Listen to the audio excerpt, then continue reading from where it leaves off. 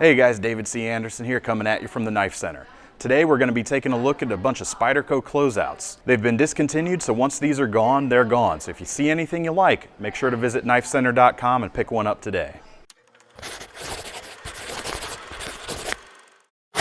First up, we've got the ATR2, which stands for At the Ready. It's called that because it's a very easy to deploy knife. Thanks to this screwed on thumb pad right here, there's a lot of traction. So even if you're wearing thick gloves, it's very easy to open that knife thanks to that extra catch right there. It also pulls double duty by giving you a place to rest your thumb and really push down.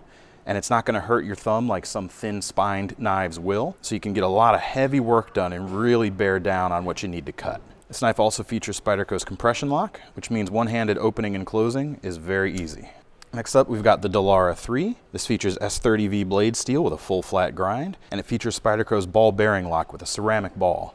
And this interfaces with the tang of the knife, making very smooth action. You can see it operating right there. This comes with G10 handle scale material and a 2-position deep carry wire pocket clip and a full metal backspacer. Next up, we've got the Manix 2 lockback. Now this knife does come in a ball bearing lock version and that will still be available, but if you want the lockback, that version is the one that has been discontinued. The blade shape on the Manix is very classic Spyderco, leaf shape with a full flat grind, and the G10 handle scales on this are very finely textured. So they're not smooth, but they're not rough either. Just enough traction to be easy to use and comfortable. It also has a 4-position pocket clip, which means you can carry it in any manner you wish. Next up, we've got a trio of Chaparrals. These feature CTS XHP blade steel, and again, feature that classic Spyderco blade shape. The cool thing about these though, are these 3D machined titanium handles. And once these are gone, they're really going to be missed. They're really cool options. These knives make a great EDC. These will definitely look good, nice and classy in those more formal scenarios. Next up, we've got the Lil Lum, designed by Bob Lum in VG10 steel. Full flat grind again. And this knife features a long swedge along the spine, which is going to aid in efficiency. This is a nice small knife, carries very easily, but that broad blade can certainly get a lot of work done. 2-position steel pocket clip and a liner lock on this knife. Next up is the Ouroboros, which is a design by Paul Alexander. This is a really funky design and we're sad to see it going. It's very interesting when you compare it to a lot of the run-of-the-mill blades you see these days. 2-position wire deep carry pocket clip and Spyderco's compression lock again, which is very popular. This broad-bellied blade, when you choke up on it and hold it like so, you really can't put a lot of power into your cuts thanks to the geometry and the angle of the handle. Features a full flat grind, VG10 steel, with a very cool arced plunge line here.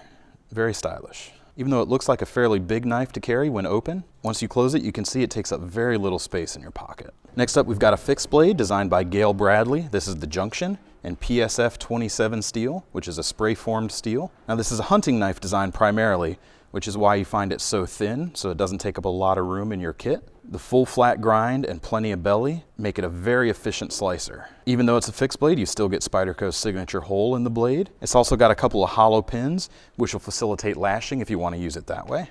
Next up, we've got a couple of kitchen knives from Spyderco that we're also sad to see going.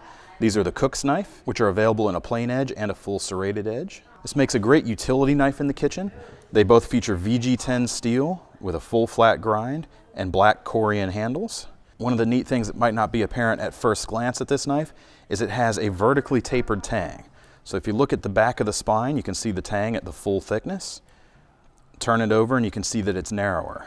So that tang has actually followed the same bevel as the primary grind on the blade. Something you don't see too often in production kitchen knives, so that sets it apart a little bit and makes it just a little more nice than that next knife. Last up is the Spyderco Stretch.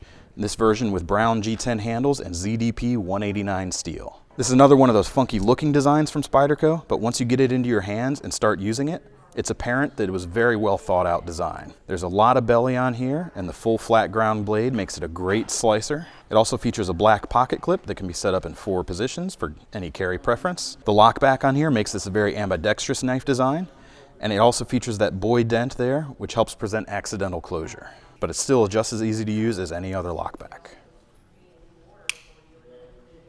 So that's it on these 2018 Spyderco closeouts. Remember, if you saw anything you liked, be sure to visit KnifeCenter.com real soon because once the quantities are gone, they are gone. That's it for today. Thanks for joining us. Keep coming back and we'll show you all the cool stuff just as soon as it comes in.